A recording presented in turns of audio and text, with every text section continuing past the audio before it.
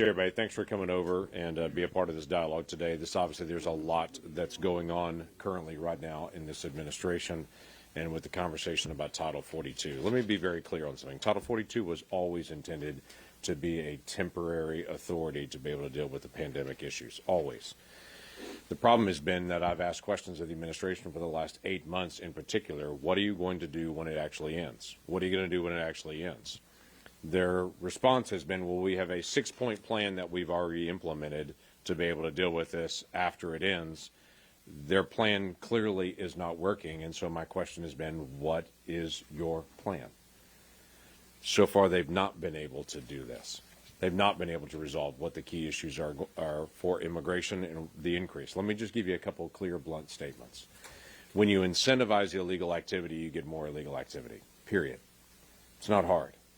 What they've done is they've taken the dollars that have been allocated to them for enforcement, and they've instead used those dollars for processing, to speed up the processing issues that they had at the border, so that as thousands of people cross the border, those thousands of people could move into the interior country faster to make room for thousands more to be able to come in.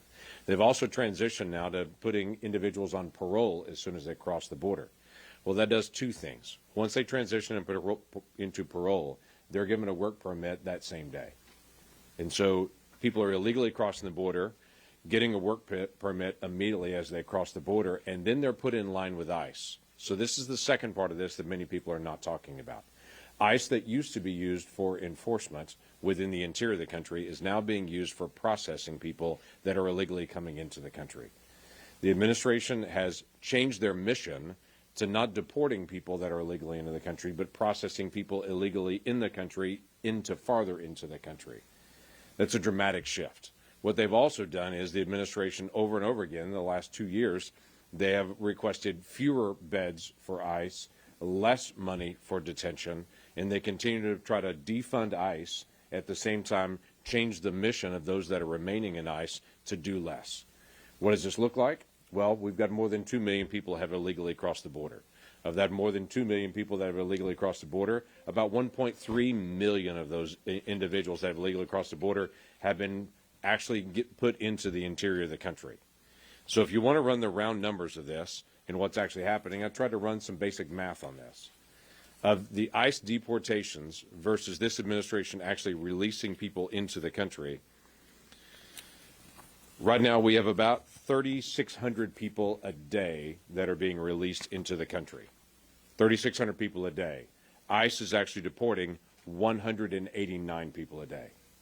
That is day after day after day. And when people talk about what is the crisis that's happening across the country, it is this administration is facilitating the rapid release of people into the country and is ignoring the ICE responsibility of actually people leaving the country. I'm going to give a Christmas gift to the administration later today. I'm bringing 2 different bills to the floor and asking unanimous consent. One of them deals with the Title 42 authority. The administration already, when a court stepped in and said, we're not ready for this, asked for weeks extension of that, and now even in the filing that was done yesterday by the administration, they said, no, we're still not ready. Can you give us more time on this? I'd like to give them a longer extension of time and to keep that same authority in place on it. That pandemic authority is being used for multiple other programs, but this administration is saying we don't want to actually do border enforcement, but we do want to do other areas. We want to maintain that same authority that's there. The second thing is the administration continues to talk about the asylum rules, and they seem to be playing with this issue that's out there of if people travel to multiple different countries and then they finally get to the United States and request asylum, that's not asylum, that's economic opportunity.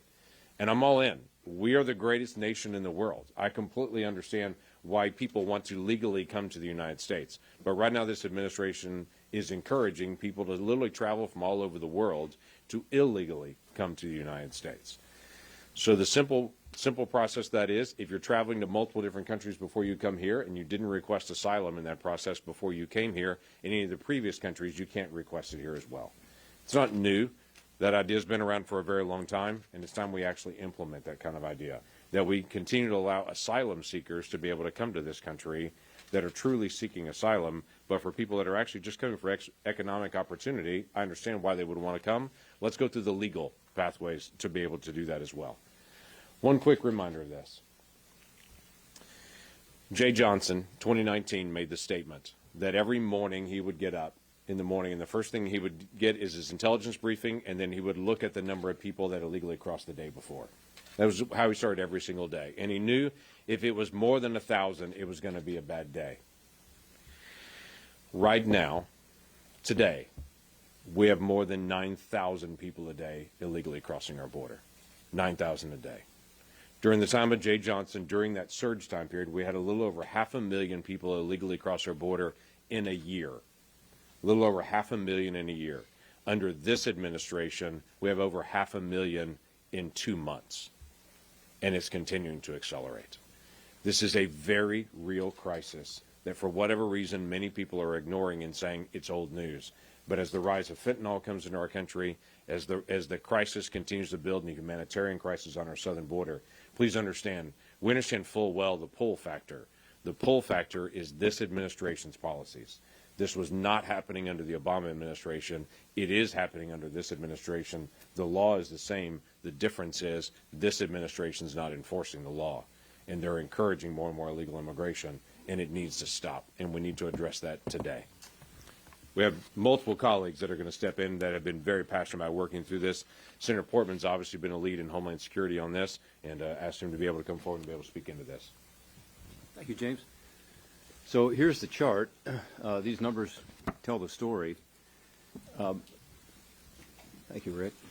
So some people say, well, we had an immigration crisis under President Obama. We had one under President Trump. We have one now. This is different in kind.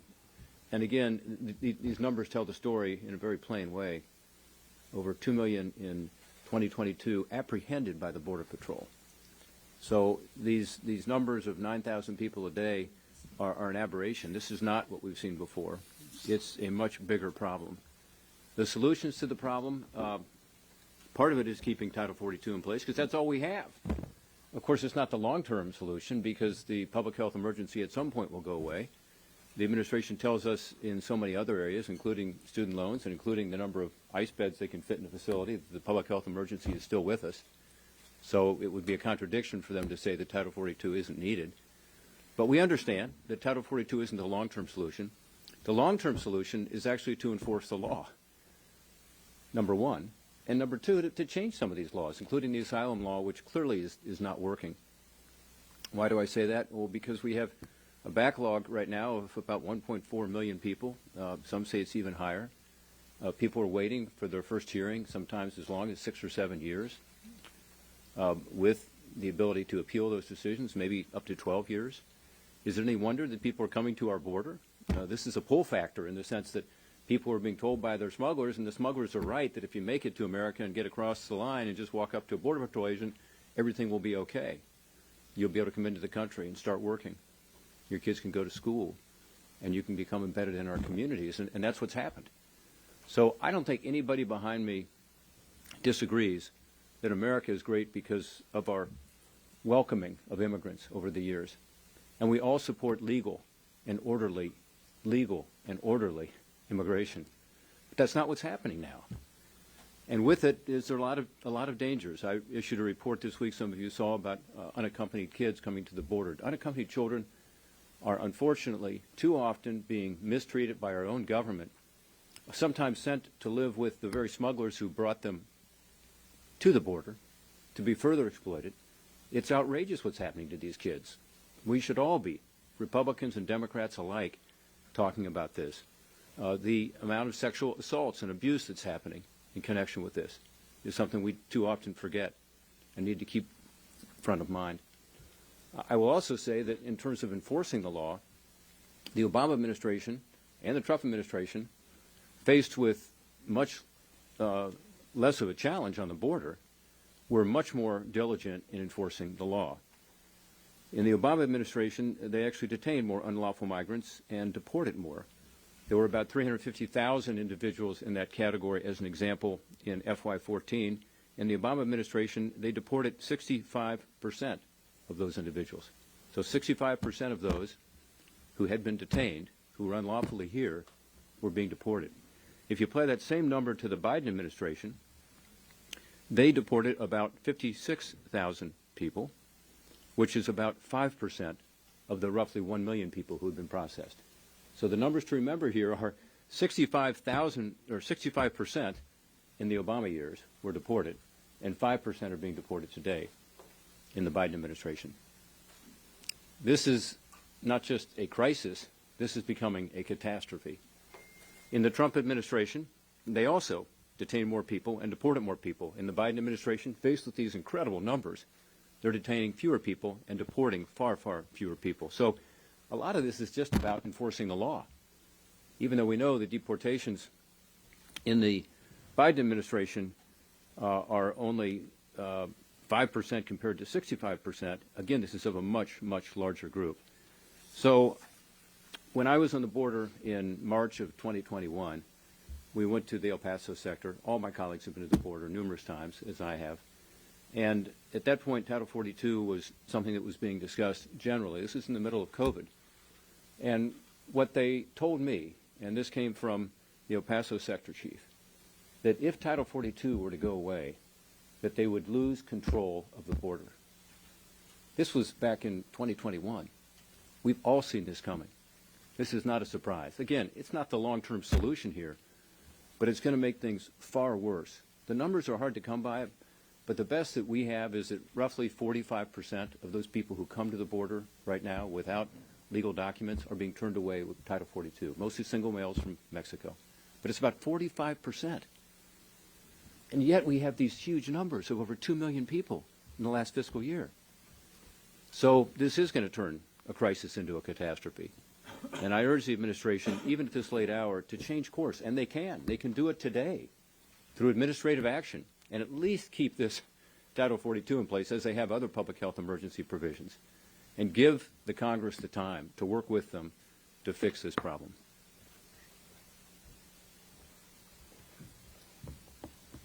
Thank you all for being here for a few minutes today. The issue with Title 42 is something that Tennesseans are beginning to realize the impact of very quickly.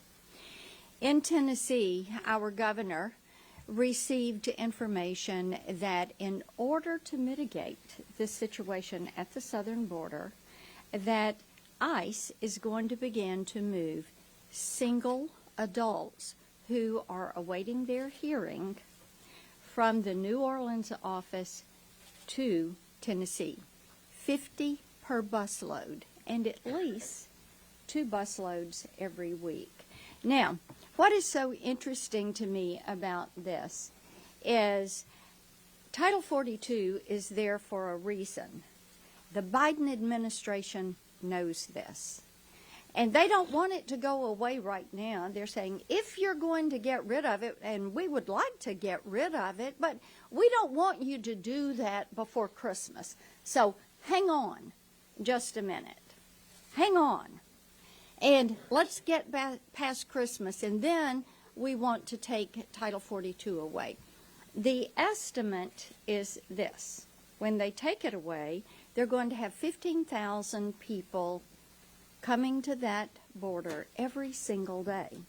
And they know that they've created this situation at the southern border that they cannot contain. And the border communities are saying, you got to do something. You're overrunning us. And it doesn't matter if those mayors of those cities and towns and counties are Republican or Democrat.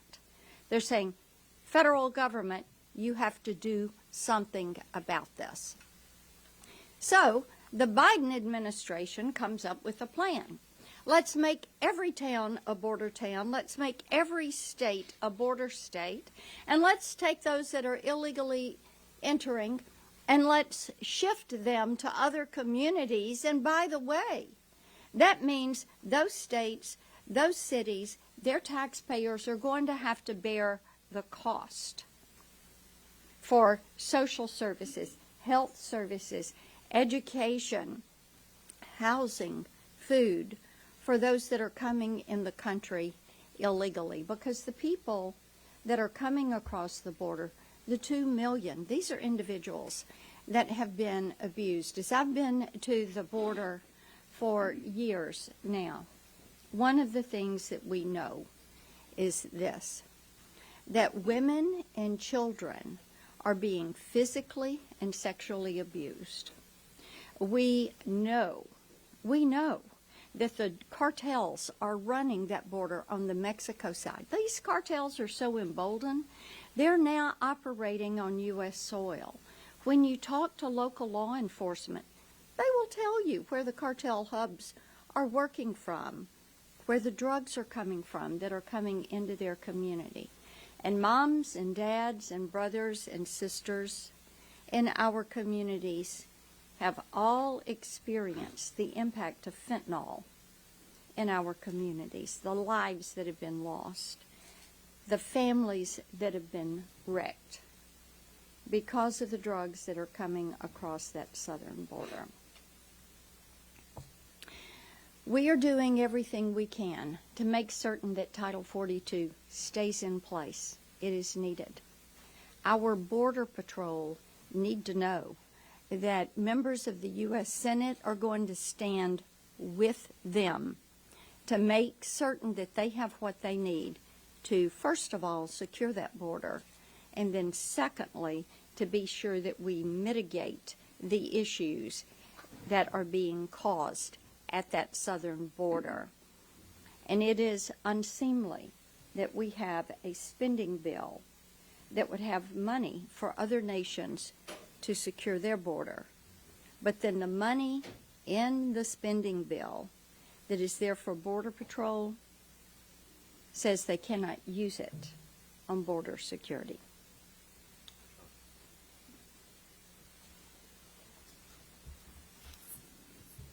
It is becoming harder and harder not to conclude that the border crisis is intentional. I mean, nobody is this incompetent, right? The Biden administration's position on Title 42, on the Remain in Mexico program, on efforts to come up with a definition of what refugee status means that looks like somebody designed it on purpose. None of the president's positions on this make any sense to me, unless I view it from the perspective of, well, maybe he wants this to happen. Maybe he's listening too much to the berserk wing of his own party, the immigration activists who think that vetting people at the border is racist. I think the president has misread the American people. And he's better than that. He's certainly more intelligent than that. The American people support immigration.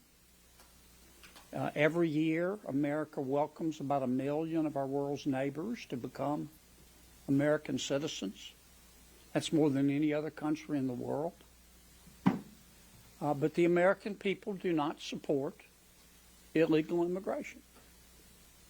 For one thing, when you ask an ordinary American, well, why don't you support illegal immigration?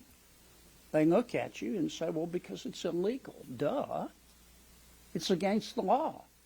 We thought what you folks in Washington were supposed to do is uphold the rule of law. But the second thing Americans will tell you is something to the effect of, look, here's how we view the southern border. We view the southern border like we view the front door of our home. We, most Americans say, lock our front door at home at night. We don't do that because we hate everybody on the outside. We do that because we love the people on the inside. And we'd like to know, as a practical matter, and a matter of public safety and our own safety, who's coming in and out of our home. And I think that's the way the American people view the southern border. And I think President Biden is making and has been making and continues to make a huge mistake. But I confess, it is a mystery to me. Nobody is this incompetent. It has to be intentional.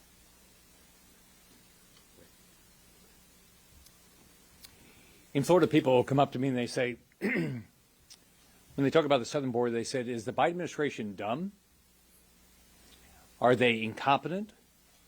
Or is this intentional? They say, when you look at the number of people that have died of fentanyl overdoses, they say, does the Biden administration just not care how many people are dying of drug overdoses in this country? When you hear about the numbers, about the number of people who come across the border, when you hear about the number of terrorists that are caught, when you hear about the number of criminals that have come across the border, people ask me, does the Biden administration just not care, or do they just this incompetent? I don't think there's any question. This is all intentional. For whatever reason, and I don't know who will be able to explain it to anybody, the Biden administration believes our border should be completely open. So what we're going to continue to see is we're going to continue to see terrorists come across our border, criminals come across our border, drugs come across our border, more Americans are going to die, we're going to have more crime, and the Biden administration is not going to change. There's nothing they're doing that would change. Mayorkas comes up here and testifies that the border's secure. That's a complete lie. If he actually believes it, he's the only person in America that believes this. So we've got to get control of our border. I'm from an immigration state. We like legal immigration. I've been to the border like everybody else up here has been to the border. There's some wonderful people that want to come to the United States to live our dream.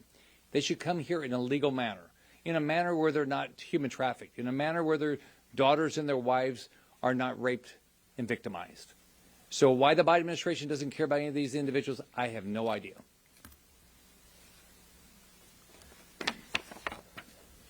You might ask yourself, why did the Biden administration's Justice Department ask the Supreme Court to let Title 42 stay in place while they come up with a plan? But I think what you've heard from my colleagues is that what you're seeing now is the plan. The plan is to let anybody and everybody who wants to come to our country, primarily through my state, the state of Texas, let them come in and place them in the interior of the United States, many of whom will never show up again for an immigration court hearing in the future. And not only does this benefit the human smugglers that are charging thousands of dollars for each person that they smuggle into the United States, and who coach them to say the magic words so they can invoke our asylum laws. But this also enriches the drug lords and drug runners that smuggled the drugs into the United States that took the lives of 108,000 Americans last year alone. We've heard a lot about fentanyl, synthetic opioids. 71,000 of those 108,000 who died, Americans who died as a result of fentanyl poisoning. And I have to agree with my colleagues who said the Biden administration can see with their own eyes and hear with their own ears what's going on. So why don't they do something? Well, I think the answer to that is they don't care. That's a hard thing to say. How can you not care about 108,000 Americans losing their lives due to drugs being smuggled across the border? But I don't know what other conclusion you could draw. Unless anybody thinks that this is a product of the violence and poverty in Central America and Mexico, if you go down to the border and look at the list of people who are being detained, who are coming across the border, they come from as many as 150 different countries. 150 different countries. What that tells me is that if you have enough money, you can take a ride from wherever you are and make your way to the southern border and then invoke the asylum laws and be then transported into the interior of the country, given a slip of paper and say, show up for a court hearing. And does it surprise anybody that a large percentage of those individuals simply don't show up because the backlog of the immigration courts will take years to clear? And as long as there's no enforcement by Immigration and Customs Enforcement, which there is not under this administration, then you're pretty much made it. And the ones that are mainly benefiting from this are the cartels that are literally reaping billions of dollars in profits as a result of their human cargo that they smuggle into the United States as the illegal drugs that come in. And by the way, if you're concerned about crime in our communities, once the drugs come across the border, how are they distributed? Well, primarily through criminal gangs. Why do you see gun violence in places like Chicago every weekend? Because the gangs are fighting for market share and for territory so they can continue to engage in the drug sales in those areas. This is all connected to what's happening at the border. The Biden administration should be ashamed, but I can only conclude, based on everything we've seen and everything we've heard, that they simply don't care. We're glad to be able to take some questions. As you hear from all of us, we just want to have a legal immigration system. We just want this to be able to work and for the administration to actually enforce existing law. Do you have a question? Go ahead. Two questions for you. The first one, I just wanted to hear your reaction to the White House's comments yesterday. So the press secretary said that the border is secure. Anybody who doesn't have a legal basis to stay will be removed, and that anyone who suggests the border is open is doing the work of smugglers spreading misinformation, which is very dangerous. What is your reaction to that? Yeah, I would encourage her to actually go to the border. What she has not been willing to do, and to be able to stand there like all of us have, and to be able to look across the border and say, please tell me this is not open. Because when we've stood there at the border, we've watched people illegally crossing the border. They come in, check in with Border Patrol, and within hours, they're heading out into the country. So if she means open border as if no one pays attention to you when they come across, I guess she's correct on that. But if she means that they're actually deterring people from coming, they're clearly not. And it's not just me saying that. Look at the hard numbers. Look at the Biden administration versus the Obama administration numbers even, and to see what they did on detentions, on what they did on deportations, on how they actually applied the law of the land. And you can see clearly that's good spin, but it becomes that who you going to believe, me or your lying eyes kind of moment. Go ahead, Bush, second part. So there is, I'm sure you guys have heard, the bipartisan effort between Senator Sinema and Tillis that would would solidify benefits for DACA recipients and also provide more money for border security. Is this something you all would support just to enable people to security happen? So I'll let everybody answer for themselves at their own time on it, but let me just say we haven't seen any text on that. That's a two-page piece of paper. Text matters on those things. All of us have been very involved in trying to be able to actually get immigration policy that's good immigration policy. I think we would all say there's a real need to be able to deal with changes in statute and how we define asylum, how we do processing to make sure that we tighten all that up. Every administration asks for that. I'm very willing to be able to do all of those things, to be able to engage in that.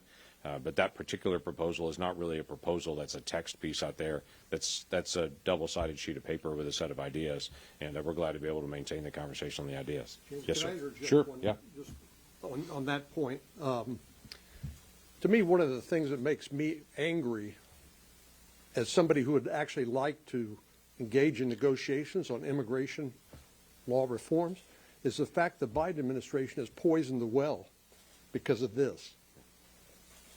People in my state are outraged. We're the state that's most affected because people have come across the 1,200-mile border in Texas, and they overrun our border communities. In Del Rio, Texas, you remember 15,000 Haitian asylum seekers showed up in a little town of Del Rio of 35,000 people and parked themselves under the bridge. Can you imagine how disruptive that could be? So as somebody who would actually like to see us work on rational immigration reform, because as you've heard from all of us, we all believe legal immigration is a positive good for the country, it makes me angry that the Biden administration has poisoned the well by allowing this to happen, this humanitarian and public safety crisis. And that's why even good ideas that are being floated this late in the year have no way of getting any traction.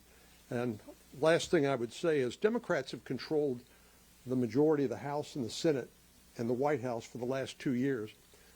I've been on the Judiciary Committee that whole time, and the Democratic chairman of the Judiciary Committee has not moved one immigration bill across the floor in 2 years. It's been 10 years since the Dreamers were given access to the country and basically left to hang for themselves now that the Supreme Court, the Court of Appeals and District Court have held that what President Obama did was illegal. And yet the chairman of the Judiciary Committee, who says he cares a lot about the Dreamers, has not introduced a single bill. Senator Schumer hadn't marked up a single bill on the Senate floor. And so it makes me conclude that really they like talking about the issue, but they don't like doing anything about it. Sir, can you want to make a response to this too, sir? You want to make a comment? Yeah. Well, I'll be quick. Senator Lankford is very polite. Let me put it another way. If the White House press secretary said that the border is secure, she's either not telling the truth or she's day drinking. All she needs to do is sober up and or go down there. Number two, in terms of Senator Tillis's and Senator Sinema's bill, I applaud their efforts. We haven't seen a bill, but I can tell you right now, I am not going to vote for a bill that provides for amnesty in return for the Biden administration its promise to do better. Okay? And number three, you folks are going to miss Rob Portman when he's gone. It has been an honor to serve with him. Now I have to say something nice about Senator Kennedy. No, I'm going to leave. You have to say something nice. No, I appreciate you, John. And, one thing he just talked about was the fact that the border is not secure and that anybody who says otherwise is living in a fantasy land. Let me give you one specific data point on this. In October, which is the last month for which we have Border Patrol numbers, there were more gotaways, as they call them. In other words, people that did not come up and present themselves to the Border Patrol. We don't know who they are. We do know that there are about 100 people who are on the terrorist watch list who apparently have gotten through. But we believe that these are people who are likely to have drugs with them or otherwise would not be eligible for even getting in under the asylum rules. And so they chose to sneak around the Border Patrol and to evade Border Patrol. Record numbers.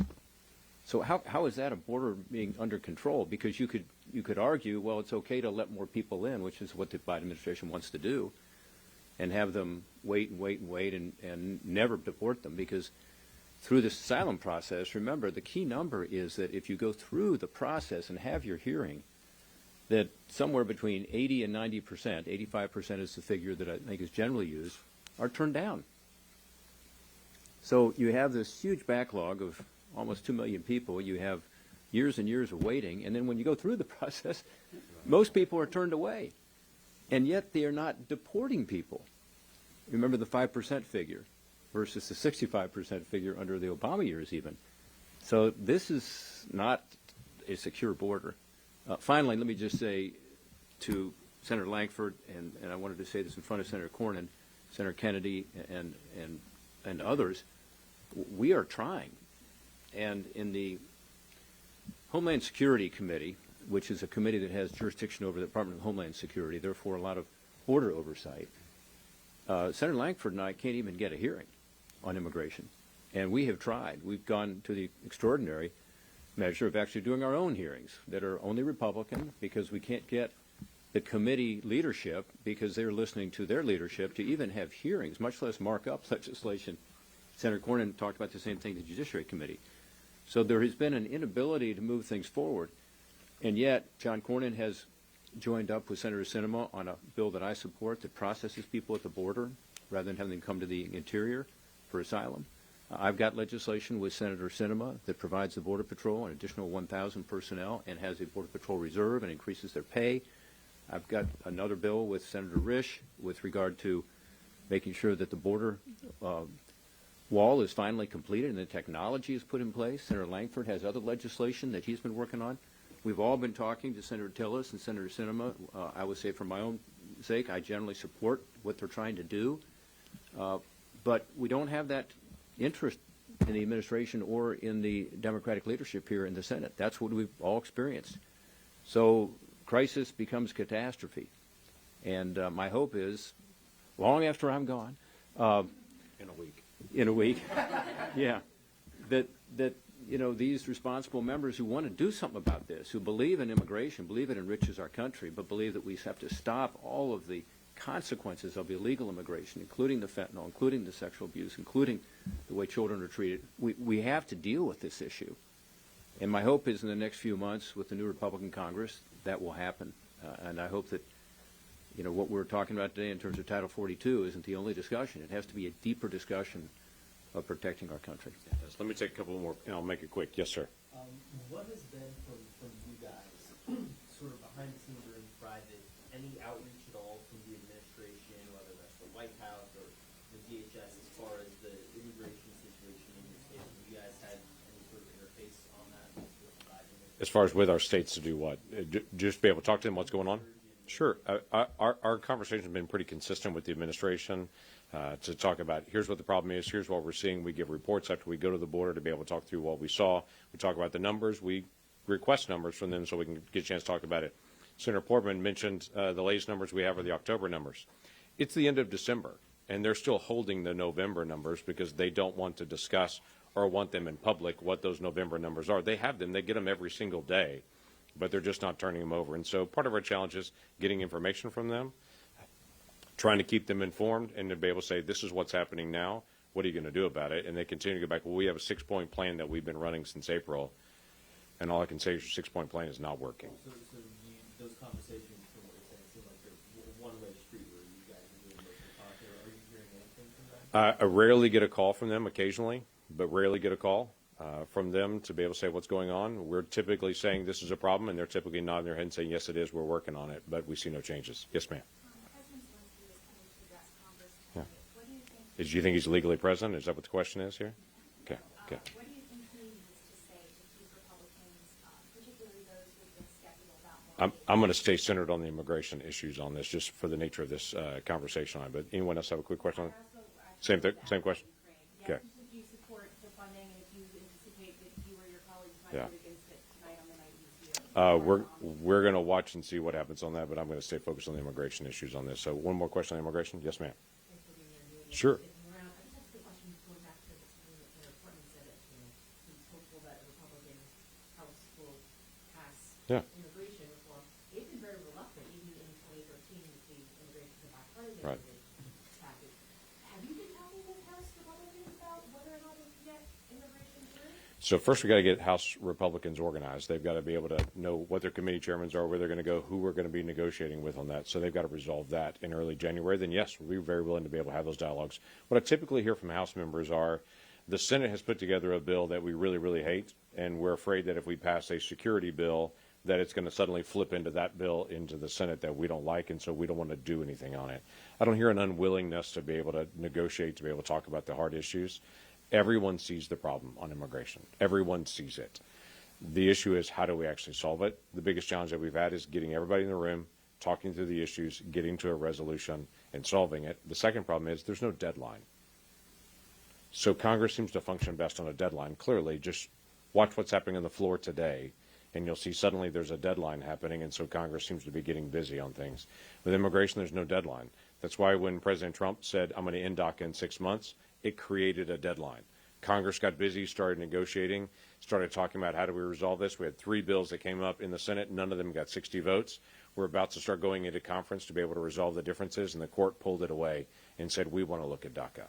As soon as that happened, deadline went away. Congress stopped working on it.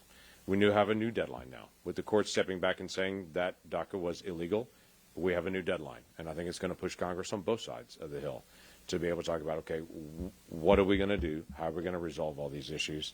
And so my hope is that we'll have serious, substantive dialogue about how we're going to resolve all the immigration issues, rather than just a bill being floated at different times and saying, look, here's the solution, but there's no groundwork that's been done, there's no preparation that's been done for it. Because what's happening at the border right now can't continue. It just can't. And I think this administration believed there would be a surge at the border that would somehow magically just go away a few months later, and they're finding out a bad situation 2 years ago. It's just getting worse today, and it's unresolved. Y'all, thanks for staying engaged on this issue. It is important to the country. A lot of people care about it. Thanks, y'all.